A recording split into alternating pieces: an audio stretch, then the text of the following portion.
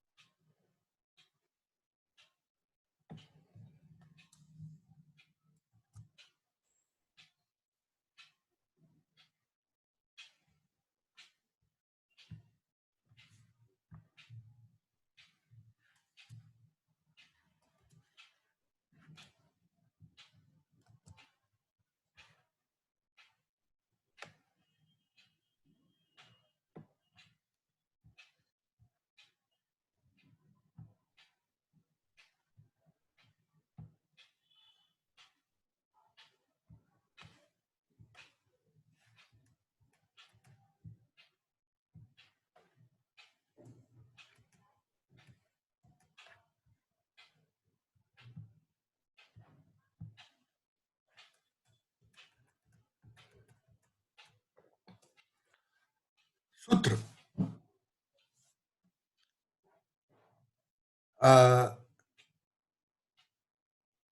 अगर हम according to dictionary देखें तो सूत्र का मतलब क्या होता है। जैसे थ्रेड यानी धागा या स्ट्रिंग,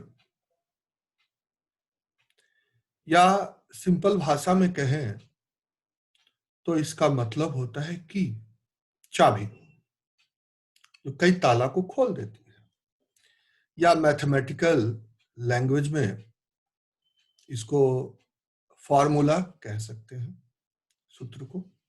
तो कई सारी चीजें हैं जो हमें एक सूत्र जो है, बाकी जो संस्कृत के जानकार होंगे वो इस पर चर्चा कर सकते हैं कि इसका मूल शब्द क्या है, किस धातु के मिलने से क्या बना है। तो संस्कृत जानता तो हूं लेकिन उतना बड़ा एक्सपर्ट नहीं हूं कि उतनी ज्यादा व्याख्या कर पाऊं। फिर भी जो थोड़ी बहुत चीजें हैं उसको समझने का हम tradition expressing all types of knowledge in sutra form is all old as Vedas। यानी ध्यान दें कि जितने भी महत्वपूर्ण ज्ञान आदि काल से रखे गए हैं वो सूत्र के रूप में ही रखे गए हैं। महर्षि पाणिनि ने जो संस्कृत व्याकरण को कोडिफाई किया था तो लगभग उसमें 4000 सूत्राज हैं। महर्षि वेद व्यास ने जो वेदांग फिलॉसफी में ब्रह्म सूत्र की चर्चा की है। और यदि थोड़ी सी वेदों को अध्ययन करें या प्राचीन संस्कृत के ग्रंथों को अध्ययन करें तो जितनी बार आप उसको पढ़ेंगे आपको एक नई दिशाएं मिलती चली जाएंगी। प्राचीन काल की एक विशेषता थी कि शिक्षा का माध्यम भाषा का काव्यात्मक रूप था। काव्यात्मक रूप का मतलब होता है पोएट्रिक फॉर्म में सारी एजुकेशन दी जाती थी बच्चों को। और पोएट्री का एक सबसे बड़ी विशेषता क्या होती है कि किसी बच्चे को अगर एक बार बचपन में किसी कविता को याद करा दीजिए तो पूरी जिंदगी वो कविता को कभी नहीं भूलता। जब कभी भी उसका मन शांत होता है, अकेला होता है, तो बचपन की किसी कविता को गुनगुनाना वो शुरू कर देता है।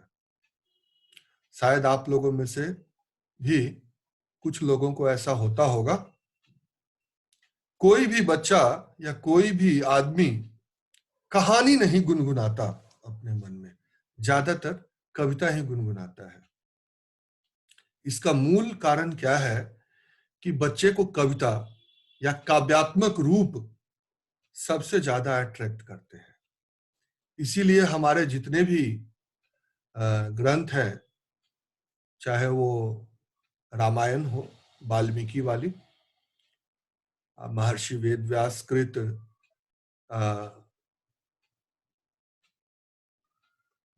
ये महाभारत हो, जिसका एक अंश गीता है, और श्रीमद् वेद व्यास जी द्वारा संकलित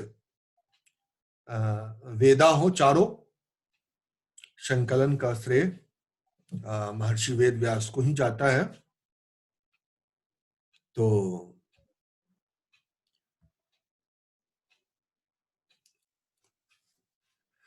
इस चीज को हम समझेंगे, और हर जगह ज्ञान जो है काव्यात्मक रूप में ही उपलब्ध है। जैसे आप संस्कृत के कुछ अगर श्लोक देखें तो वो भी एक काव्यात्मक रूप ही है। हमारे बाद में जो नाटक भी लिखे गए, कुछ हमारे संस्कृत के विद्वान, उन्होंने जो नाटक लिखा, वो नाटक भी काव्यात्मक रूप में ही उपलब्ध था। जैसे जैसे शिक्षा का स्तर निम्न होता गया, शिक्षक और शिक्षार्थी तीनों, एजुकेटर और स्टूडेंट्स, जैसे जैसे इनका स्तर निम्न होता गया, तो ये काव्यात्मक रूप से चेंज होकर के निबंधात्मक रूप में आ गया। तो और आज भी आप देखेंगे बड़े बड़े टीचर्स जो है, वो जब भी कोई एग्जाम्पल देंगे या किसी विषय वस्तु को रखते हैं, तो शुरू में 2-4 शब्द वो काव्य के जरूर पढ़ते हैं, चाहे श्लोक के रूप में हो या कविता के रूप में हो।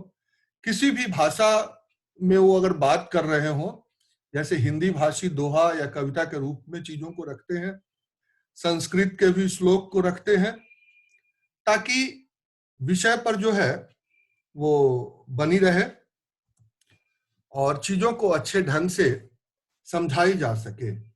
विषय वस्तु बेशक दिमाग में रहे या ना रहे, लेकिन जो काव्यात्मक श्लोक उन्होंने बोला है वो अवश्य दिमाग में रहता है।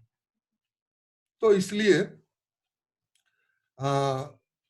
ज्ञान का काव्यात्मक स्वरूप जो होता है बहुत ज्यादा महत्वपूर्ण है। इस पर काम करने की जरूरत है। अब जो एग्जाम्पल के तौर पर अगर हम देखें, तो जो सूत्र दिए गए थे उसको, वो कुछ ऐसा है।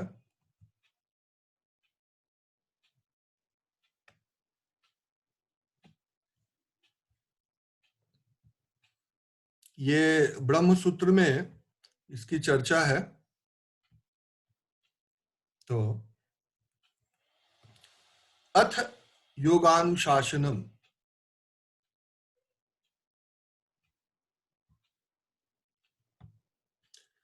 योगश्चित्त वृत्ति निरोध, ये सब कुछ ब्रह्म सूत्र है, और भी बहुत सारी चीजें हैं जिसको आप देखेंगे कि लाइफ इंश्योरेंस कंपनी का लोगो है योगक्षेमम वामेहम, और दूरदर्शन का था सत्यम शिवम सुंदरम वयम रक्षामः। बहुत सारे इस प्रकार के आप पता करेंगे ध्येय वाक्य जिसको कहते हैं, हर, जैसे पुलिस विभाग का भी है, भारतीय संसद का भी है, धर्म चक्र प्रवर्तनाय, उसी प्रकार आर्मी, एयरफोर्स, नेवी और सरकार के विभिन्न संस्थाओं का, मेडिकल डिपार्टमेंट का, बहुत सारे, सबका जो है अपना ध्येय वाक्य संस्कृत में है। और ये सब सूत्र ही हैं एक तरह से अगर देखा जाए तो। लेकिन अब यहां पर एक प्रश्न और उठता है कि सूत्र की परिभाषा क्या होनी चाहिए। ये एक बहुत बड़ी वो है, इसको हम प्रयास करेंगे समझने का। और सबसे पहले इसको हम आपको संस्कृत में रखते हैं आपके सामने, उसके बाद इसको हम डिस्क्राइब करेंगे। तो सूत्र किसे कहा जा सकता है, ये बहुत इंपॉर्टेंट है अपने आप में कि सूत्र कहें किसको।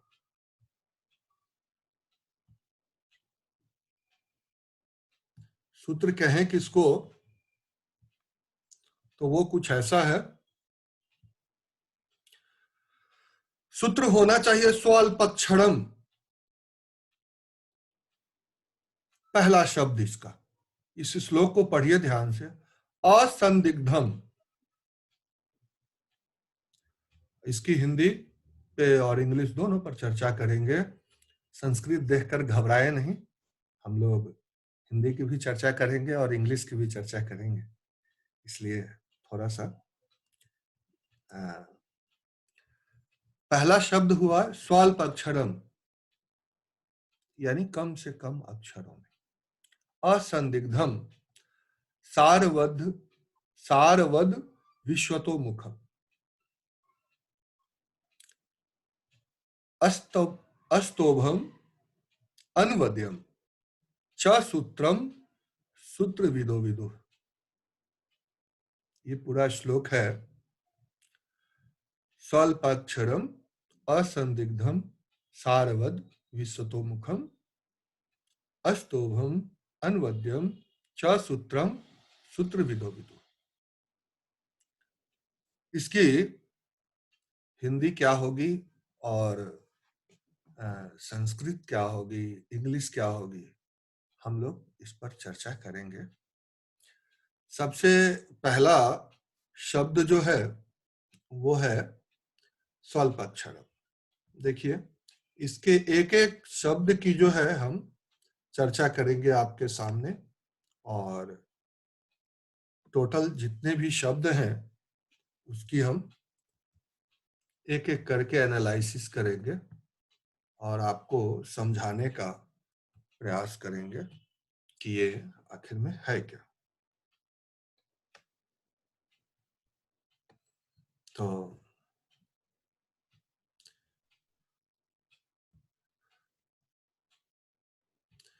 सबसे पहला शब्द है स्वल्पाक्षरम। स्वल्पाक्षरम को इंग्लिश में कैसे पढ़ सकते हैं वो भी आपके सामने मैंने लिख दिया है। Meaning having a minimum number of words, कम से कम शब्दों में। स्वल्पाक्षरम, अल्प का मतलब होता है ये कई शब्दों के मिलने से बना हुआ है। स्व, अल्प और अक्षर, तो अल्प अक्षरम यानी मिनिमम नंबर ऑफ वर्ड्स, कम से कम शब्दों में जिसे व्यक्त किया जाए, सूत्र उसे कहते हैं। आ गई बात समझ में? कम से कम शब्दों में जो बात कही जा सके। दूसरा शब्द है इसमें असंदिग्धम। असंदिग्धम का मतलब आपके सामने है। असंदिग्धम का मतलब है अनडाउटेड, मतलब बिना डाउट के, संदेह नहीं हो, यानी शाश्वत हो, पूरी तरह से सत्य हो। यानी कोई संदेह ना हो किसी को। तो ऐसे शब्द के लिए हम जो इस्तेमाल करते हैं वो है असंदिग्धम। अगला शब्द है सारवत। सारवत का मतलब होता है एसेंस, समराइज। जैसे दूध को से क्रीम निकाल के अलग कर लेते हैं, उसी प्रकार जो निचोड़ शब्द है, निचोड़ चीज है, बस उसी को आपके सामने रखना है समराइज रूप में। और इतना रखने के बाद भी इसमें चौथा शब्द है विश्वतोमुखम। विश्वतोमुखम का मतलब हो जाता है एप्लीकेबल इन ऑल केसेस और example. Applicable all cases and और एग्जाम्पल, हर जगह एप्लीकेबल हो। जो कंडीशंस बताया वो कंडीशंस फुलफिल होते ही वो हर जगह एप्लीकेबल हो जाए। विश्वतोमुखम। उसके बाद है अस्तोभम। अस्तोभम का मतलब होता है विदाउट स्टॉपेज। अगर हम फ्री फ्रॉम अननेसेसरी एक्सप्लेनेशन, कोई भी ऐसी एक्सप्लेनेशन नहीं होनी चाहिए जिसकी आवश्यकता नहीं है, जिसकी आवश्यकता नहीं है। कोई अननेसेसरी एक्सप्लेनेशन उसमें ना दिया गया हो जिसकी आवश्यकता नहीं है। Free from unnecessary explanation. उसके बाद आता है अनवद्यम। इसका मतलब होता है कि फॉल्टलेस, अनऑब्जेक्शनेबल। कोई भी बेकार की चीजें उसमें शामिल ना की गई हो, कोई अशुद्धि ना हो। अशुद्धि कई प्रकार की होती है। व्याकरणीय अशुद्धि, भाषाई अशुद्धि, लिखने में अशुद्धि, किसी भी तरह की अशुद्धि ना हो। अनऑब्जेक्शनेबल, कोई ऑब्जेक्शन भी ना कर पाए। हालांकि मूर्ख लोग जो होंगे वो तो किसी भी चीज पर ऑब्जेक्शन कर देते हैं, तो हम उनकी बात नहीं कर रहे हैं। तो यहां पर ये सारे गुण एक सूत्र में होने चाहिए। अब फिर से हम थोड़ा सा आ जाएं इस सूत्र के ऊपर। तो श्लोक इन्हीं 6 बातों को कहता है। स्वल्प अक्षरम, असंदिग्धम, सारवत, विश्वतोमुखम, अस्तोभम, अनवद्यम, च सूत्रम, सूत्र विदो विदु। ये आपका जो है सूत्र कैसा होना चाहिए, इस विषय पर जो है चर्चा हुई है। और इसको हम समझें तो ये चीजें सामने आ गई कि सूत्र कैसा होना चाहिए। कम से कम शब्दों में होना चाहिए। सूत्र ऐसा होना चाहिए जिसमें किसी प्रकार की शंका न हो और सार रूप में होना चाहिए। यूनिवर्सली एक्सेप्टेबल होना चाहिए, हर जगह एप्लीकेबल हो। अस्तोभम किसी प्रकार की जो है सो डाउट नहीं होनी चाहिए, बिना स्टेप कोई अननेसेसरी एक्सप्लेनेशन ना हो, अनवद्यम, और कोई ऑब्जेक्शन भी ना हो, और लास्ट में जो है हमारे पास आएगा च सूत्रम सूत्र विदो विदो। च सूत्रम सूत्र विदो विदु। विदु शब्द विद्वानों के लिए आया है। मैं इसीलिए पहले बोला था कि मूर्ख लोग तो किसी भी चीज पर ऑब्जेक्शन कर देते हैं। इस सूत्र की विशेषता बतलाते बतलाते लास्ट में ये बात लिख दिया, च सूत्रम सूत्र विदो विदु।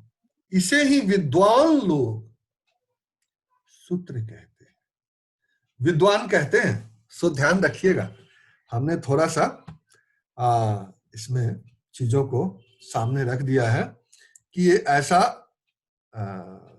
विद्वान कहते हैं, ऐसा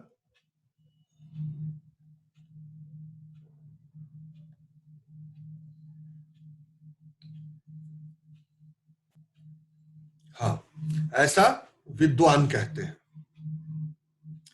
तो अब क्लियर हो गई आपके इसमें। चलिए अब आगे चलते हैं, थोड़ा सा चीजों को देखते हैं, सूत्र जो एक एक करके अब हम चीजों को समझते हैं।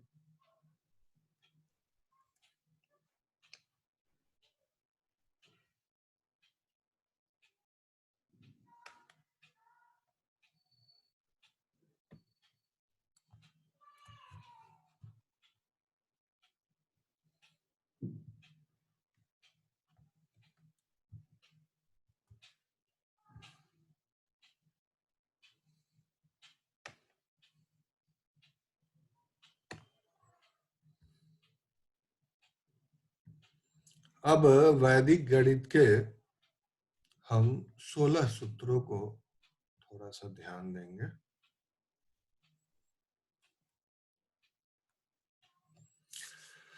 जगत गुरु स्वामी भारती कृष्ण तीर्थ जी महाराज के द्वारा जो सूत्र सामने रखा गया, इस पर हम चर्चा करेंगे।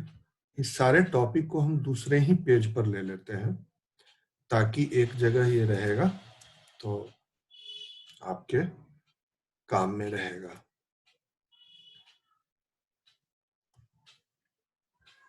अब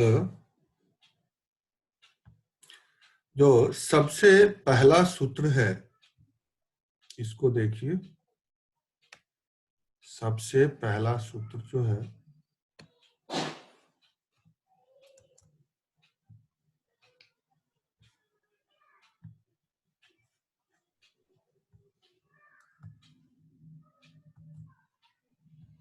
वो है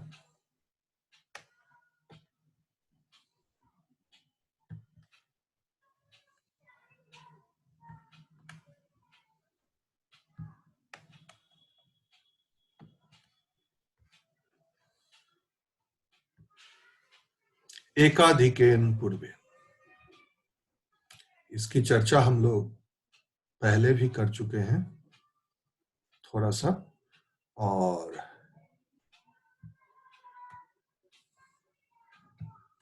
यह आपका पहला सूत्र है,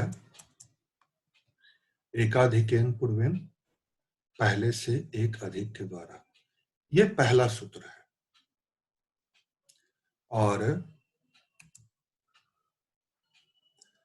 इसमें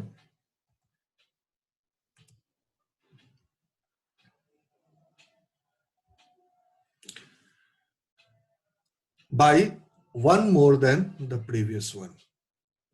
कभी हम सूत्रों को थोड़ा आगे डीप में ले जाकर के सोचेंगे तो हमें समझ में आएगा कि सूत्र कहाँ कहाँ इस्तेमाल होता है, कहाँ कहाँ यूज होता है।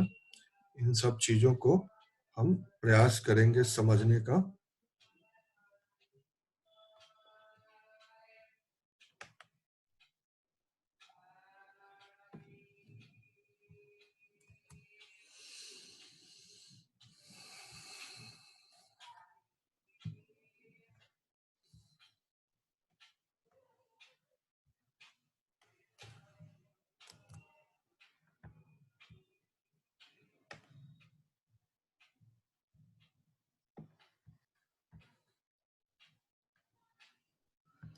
जब हम इंट्रोडक्टरी क्लास में चल रहे थे तो इसकी चर्चा किए थे।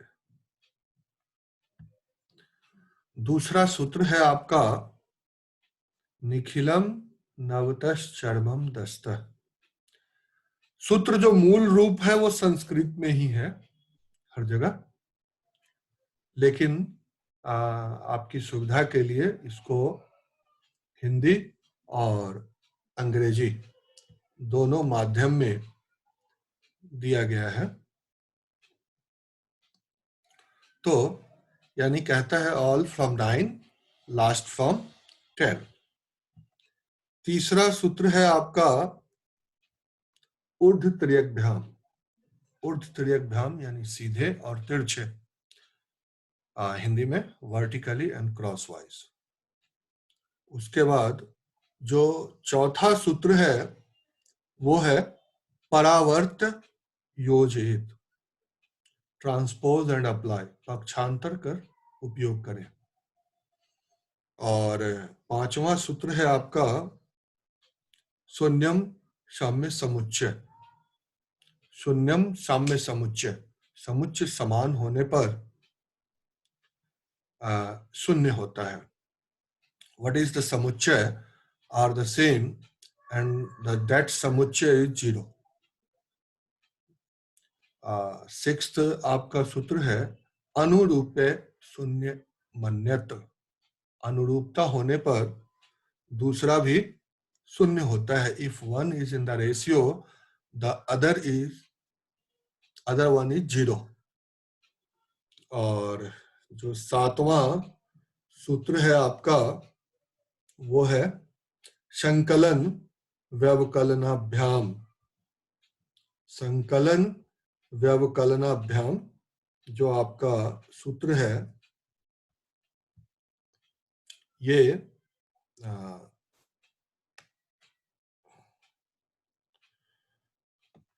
संकलन व्यवकलनाभ्याम by addition and subtraction. By addition and subtraction ये जो है बाय एडिशन एंड सब्ट्रैक्शन। उसके बाद जो आपका आठवां सूत्र है वो है पूर्ण पूर्णाभ्याम, यानी अपूर्ण को पूर्ण करके, बाय कंप्लीटिंग। 10th क्लास में क्वाड्रेटिक इक्वेशन के एक सॉल्यूशन को हम पढ़ाते हैं बाय कंप्लीटिंग स्क्वायर। तो बाय कंप्लीटिंग पूर्ण पूर्णाभ्याम। नौवां जो सूत्र है आपका चलन कलनाभ्याम। चलन कलन के द्वारा बाय कैलकुलस। और जो 10वां सूत्र है आपका वो है यावदूनम। यावदूनम मतलब जितना कम है, अर्थात उसको विचलन कहते हैं, द डिफिशियंसी। अभी हम आगे जब चर्चा करेंगे तो आपको बताएंगे कि विचलन का प्रयोग कहाँ होता है। विचलन अपने आप में बहुत ही इंपॉर्टेंट है। मल्टीप्लिकेशन, डिवीजन, एडिशन, सब्ट्रैक्शन, कई चीजें विचलन विधि से होती है। ब्रह्मगुप्त ने विचलन विधि का प्रयोग किया है अपने ब्रह्मस्फुट सिद्धांत में, तो उस पर भी मैंने काफी काम किया है, पोस्ट लिखा है, तो वो भी चर्चा होगी। व्यष्टि समष्टि यानी एक को पूर्ण और पूर्ण को एक मानते हुए, whole as one and one as a whole, इसमें आएगा। उसके बाद शेषांकेन चरमेन, अंतिम अंकों से अवशेष को, remainder by the last digit. Remainder by the last digit जो है ये। और 13th सूत्र है सोपानद्वय मन्त्यंग, अंतिम और उपंतिम का 2 गुना, अल्टीमेट एंड ट्वाइस द पेनुटिमेट। इस तरह से 14वां सूत्र जो है वो है आपका एक न्यूनेन पूर्वेन। एक न्यूनेन पूर्वेन जो है वो बेसिकली एकाधिकेन पूर्वेन का ही अपोजिट है। तो एक न्यूनेन पूर्वेन से हम सब्ट्रैक्शन सिखाएंगे आपको और मल्टीप्लिकेशन भी सिखाएंगे। तो ये बहुत ही इंपॉर्टेंट फॉर्मूला है एक न्यूनेन पूर्वेन। इससे कैलकुलस भी सॉल्व होगा इस फॉर्मूला से, डेरिवेट करना सिखाएंगे। तो बहुत इंपॉर्टेंट है ये, लेकिन डेरिवेशन आएगा आपको सेकंड सेमेस्टर में, वो फर्स्ट सेमेस्टर में नहीं है। तो एक न्यूनेन पूर्वेन भी बहुत ही इंपॉर्टेंट सूत्र है अपने आप में, और ये हम लोगों के लिए। उसके बाद जो 15वां सूत्र है वो है गुणित समुच्चय, यानी गुणितों का समुच्चय, द होल प्रोडक्ट। ये 15वां सूत्र है। उसके बाद है 16वां सूत्र है आपका गुणक समुच्चय, यानी गुणकों का समुच्चय। गुणकों का समुच्चय जो है ये सेट ऑफ मल्टीप्लायर्स। तो इस प्रकार ये 16 सूत्र की चर्चा जो है भारती कृष्ण तीर्थ जी ने अपनी पुस्तक में कर रखी है। और इस 16 बेसिकली उनकी जो पुस्तक है वो इन्हीं 16 सूत्र पर बेस्ड है। पूरी की पूरी बुक जो है वो इसी 16 सूत्र पर बेस्ड है। और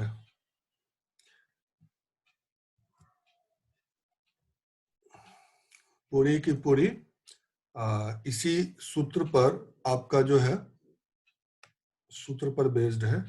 लेकिन जब चीजों को हम देखेंगे तो समझेंगे कि वो सूत्र से आगे भी कई चीजें हैं जिसको हम समझने का प्रयास करेंगे और देखेंगे।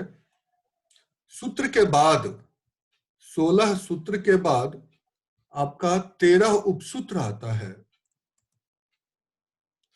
16 सूत्र के बाद ये 13 उपसूत्र आता है, जिसमें है पहला अनुरूपेन। अनुरूपेन ये सूत्र आता है अनुरूपता के द्वारा, बाय प्रोपोर्शनलिटी। और सूत्र उपसूत्र जो है उसकी खासियत है कि वो कई बार सूत्र के साथ प्रयोग होता है और कई बार अपने आप ही ये काम करता है। और जनरली उपसूत्र जो है वो किसी न किसी सूत्र पर निर्भर रहता है। तो हम देखेंगे कि जब कभी भी उपसूत्र का प्रयोग होगा तो वैदिक गणित के दूसरे सूत्र वहां काम करते हैं।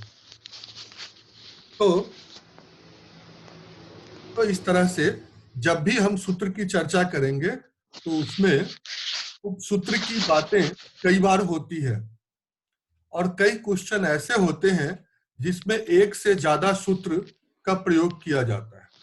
तो इस तरह की भी कुछ चीजें हैं जो हम आगे समझेंगे धीरे धीरे। अभी 1 मिनट में ये जो है सो खत्म हो जाएगा मीटिंग, वापिस हम लोग जुड़ेंगे तो इसको आगे बढ़ाएंगे। और आगे चलेंगे और आज कुछ आगे भी काम, एक और सूत्र की चर्चा करेंगे, उसमें बात करेंगे। तो फिर देखेंगे, थोड़ी देर रुक जाते हैं, थोड़ी देर बाद जो है चीजों को हम आगे बढ़ाएंगे। ठीक है।